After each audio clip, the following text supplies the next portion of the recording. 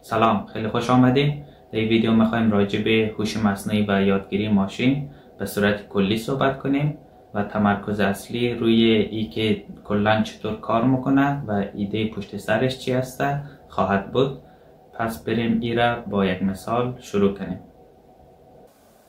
در این مثال ما یک بستنی فروش داریم که آمده تعداد فروش های روزانه خوره در این جدول اینجا ثبت کرده.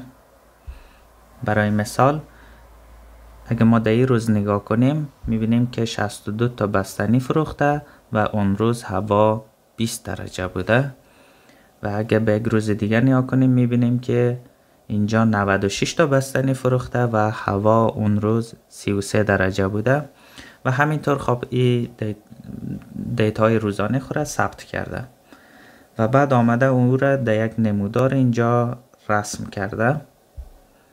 در این نمودار در محور افقیشی ما درجه هوا را داریم و در محور عمودیشی تعداد بستنی هایی که فروخته شده و هر نقطه اینجا دیتای برای یک روز است.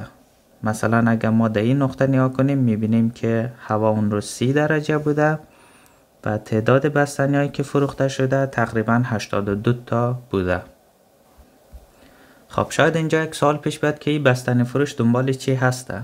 خب بستنی فروش میخواد در واقع یک مدلی رو پیدا کنه که بتونه رفتار و الگوهای دیتایش را توصیف کنه که او اینجا اینی خط صاف هسته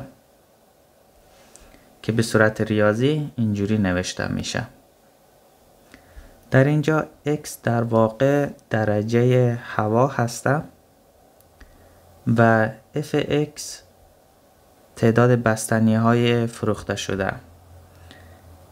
در واقع اگر که ما درجه هوا را داشته باشیم میتونیم تعداد بستنی هایی که فروخته خواهد شده پیش بینی کنیم و اینجا درجه هوا از 20 تا 45 درجه هسته.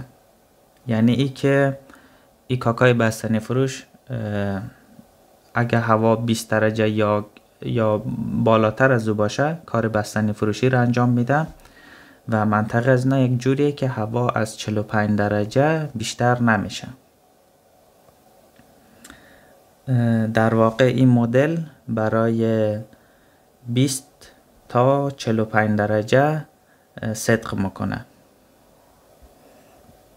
حالا این بستنی فروش چطور میتونه از این مدل استفاده کنه برای پیش بینی؟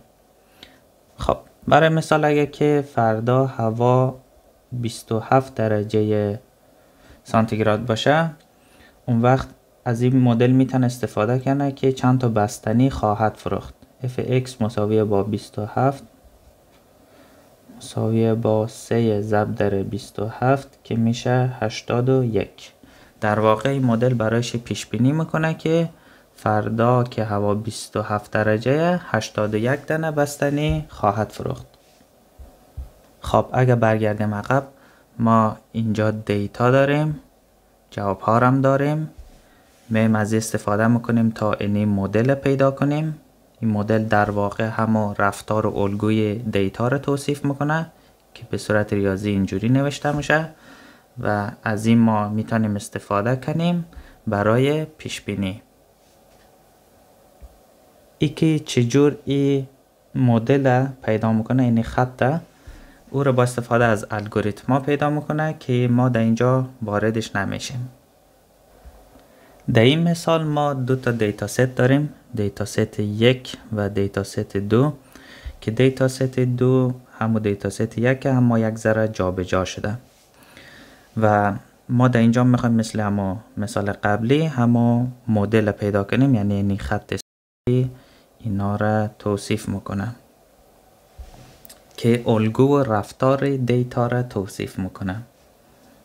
چیزی که اینجا با مثال قبلی فرق داره یه که در مثال قبلی خط صاف بود اما اینجا دیگه خط صاف نیه، دیگه منحنیه اینجوری.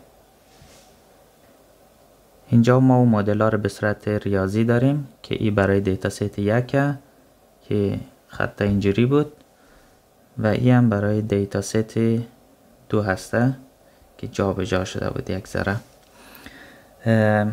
خب ما وارد ریاضیش نمیشیم، اما در نهایت خب به صورت ریاضی نوشته میشه و خطا و مدل ها به صورت ریاضی نوشته میشه. ولی یک سوالی که هست ایه که آیا ما میتونیم همه دیتا ها را به صورت خطی توصیف کنیم؟ مثلا اگر ما در این دیتا نگاه کنیم، آیا ما میتونیم میره مثلا یک خط بکشیم که ایره توصیف کنه؟ نه، اونقدر درست در نمیاد دیگه. اینجا بهتره که بیایم اینا را تقسیم کنیم، یعنی خوشه بندی کنیم. یک خوشه، 2 تا و 3 تا، 1 2 و 3 که ما 3 تا خوشه داریم و اینجا مثلا میتونیم بگیم که دیتا هایی که مربوط خوشه 1 هسته تقریبا یک جور رفتار میکنه و اونایی که اینجا هسته تقریبا یک جور رفتار میکنه و همینطور اینجا. در اینجا مدلی که در واقع رفتار و الگوی دیتای ما را توصیف میکنه در واقع اینی خوشه ها شد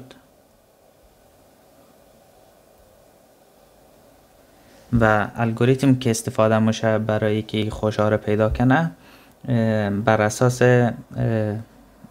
فاصله هسته که اینجا مثلا فاصله ای دیتا ها مهم هسته که حالا از او طریق اینا را این خوشه بندی ها را انجام میده.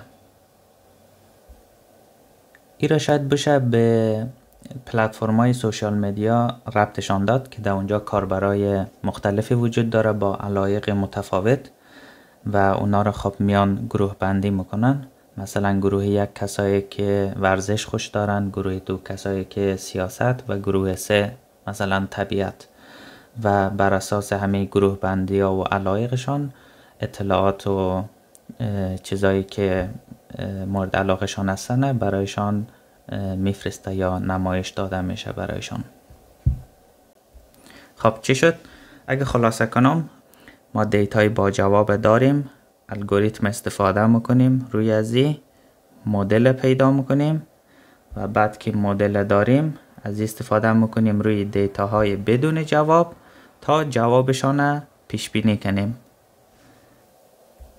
هدف از این ویدیو توضیح مختصر راجع به هوش مصنوعی و ایده پشت سرش بود و امیدوارم که به این رسیده تانسته باشیم و تشکر از اینکه همراه بودین.